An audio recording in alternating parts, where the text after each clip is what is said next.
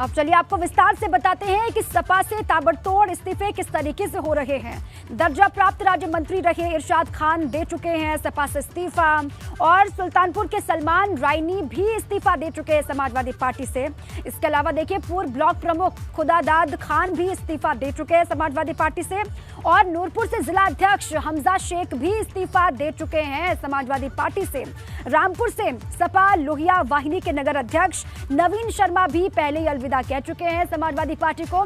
उसके बाद सहारनपुर में मुलायम यूथ ब्रिगेड के जिला उपाध्यक्ष अदनान चौधरी का भी इस्तीफा आया, उन्होंने भी इस्तीफा दे दिया है। अब देखिए स्वामी प्रसाद मौर्य के भतीजे प्रमोद मौर्य भी इस्तीफा दे चुके हैं। अब पूर्व एमएलसी हरपाल सैनी का नाम भी इस फहरिस्त में जुड़ चुका है, उन्होंने भी समाजवादी पार्टी को कह दिया है इस्तीफा, और वो अब कहां जाएंगे इसको लेकर अभी तक स्थिति साफ नहीं है, लेकिन उन्होंने ये जरूर कहा कि समाजवादी पार्टी में शामिल होने का उनका फैसला गलत था।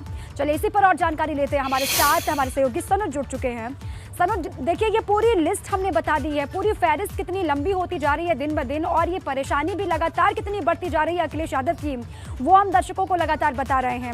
हरपाल सैनी ने साथ तो छोड़ा समाजवादी पार्टी का, साथ ही साथ ये भी कहा कि उनका सपा को चुनने का जो फैसला था वो गलत था। देखिए बिल्कुल जिस तरीके से 2022 से पहले तमाम पार्टी के नेताओं का समाजवादी पार्टी से लगाव हो गया था, कई बड़े नेताओं ने तमाम पार्टियों को छोड़कर समाजवादी पार्टी की साइकिल पर चढ़ना ज़्यादा बेहतर समझा। लेकिन जैसे ही यहाँ पर आपने देखा कि फिर से जो योगी राज आ गया है, तो योगी राज आने के बाद इन लोगों को अब ये सता रहा है कि आखिर उनके भविष्य का क्या होगा। जिस उम्मीद में वो समाजवादी पार्टी में आए थे, अब वहाँ पर उनके लिए कुछ नहीं बचा है। 2022 के बाद यदि बात करें तो 2027 में विधानसभा चुनाव होंगे। 5 साल ये लोग एक तरीके से बनवास काटेंगे। इनमें से कुछ नेता ऐसे हैं कि जो अब समाजवादी पार्टी को अलविदा कह रहे हैं। समाजवादी पार्टी में अंतर कलह भी चल रही है, ये बात किसी से छिपी नहीं है। और अभी हरपाल सैनी ही नहीं बल्कि न जाने कितने और नेता हैं कि जो जल्द ही समाजवादी पार्टी को अलविदा कह सकते हैं। हमारे साथ समाजवादी पार्टी के पूर्व नेता हरपाल सैनी जी, उनसे ही हम बात कर लेते हैं। हरपाल जी, आपसे जानना चाहूंगा कि आखिर क्या वजह रही कि समाजवादी पार्टी में आप 2022 चुनाव से कुछ वक्त पहले आए और फिर अब समाजवादी पार्टी को अलविदा कह दिया? देखिए, राजनीतिक आदमी की सोच होती है। हम लोग राजनीति में जब आते हैं तो सोचते हैं सम्मानजनक स्थिति हमारी पैदा हो, सम्मानजनक स्थिति महत्वपूर्ण पद मिले। उसी के कारण हम कोई मौसम वैज्ञानिक तो है नहीं, लेकिन राजनीतिक सोच के तहत जिस तरीके से चुनाव से पूर्व अखिलेश जी की सभा में सड़कों में लाखों हजारों लोग सड़क पर दिखाई देते थे, उससे ये आभास होता था कि आने वाली सरकार समाजवादी पार्टी की बनेगी। और अखिलेश जी ने हमसे सब बुला के कहा कि हरपाल जी, आपका बड़ा कद है, आप परिषद में रहे हैं, हम आपको परिषद में भेजेंगे। पहले तो आपको सरदाना का हमारा मन था लड़ने का, लेकिन कहने लगे रो रहा है, बगड़ रहा है, ये शुभचिंतक है हमारा बहुत पुराना, आपका बड़ा कद है और सरकार बनने में हम आपको मंत्रिमंडल में भी समायोजित करेंगे। ऐसा मेरा निर्णय था, जो मेरा गलत साबित हुआ। गलत साबित हो, लेकिन आपके लिए तो कहा जाता है कि पश्चिम की हवा को बखूबी आप समझ लेते हैं और तमाम चीज़ें आपने कर भी हैं, बड़े नेताओं के तौर पर गिनती होती है, फिर ये कैसे नहीं भाप पाए कि बीजेपी फिर से आ रही है? लेकिन कभी कभी राजनीति के आंकड़े गलत होते हैं, ऐसी कोई बात नहीं है। जो मेरा निर्णय था वो वास्तव में गलत था। अच्छा, जैसे आपने देखा कि अभी अंतर कलह चल रही है, अखिलेश यादव की बात हो, शिवपाल यादव की हो, तमाम चीज़ें चल रही हैं, स्वामी प्रसाद मौर्य की बात हो, तमाम लोग ऐसे हैं, आप उनके करीबी रहे, उनके साथ गए थे, तो अब क्या लग रहा है आप? अब समाजवादी पार्टी में जिनेश्वर राम लोहिया जैसे विचारों की पार्टी अब नहीं रही। जब जिस पार्टी के संस्थापक आदरणीय मुलायम सिंह यादव का कोई स्थान समाजवादी पार्टी में ना हो और अहंकार की राजनीति हो, तो जब ऐसे कद के नेताओं का सम्मान समाजवादी पार्टी में नहीं है, तो मैं तो अपनी कल्पना नहीं कर सकता।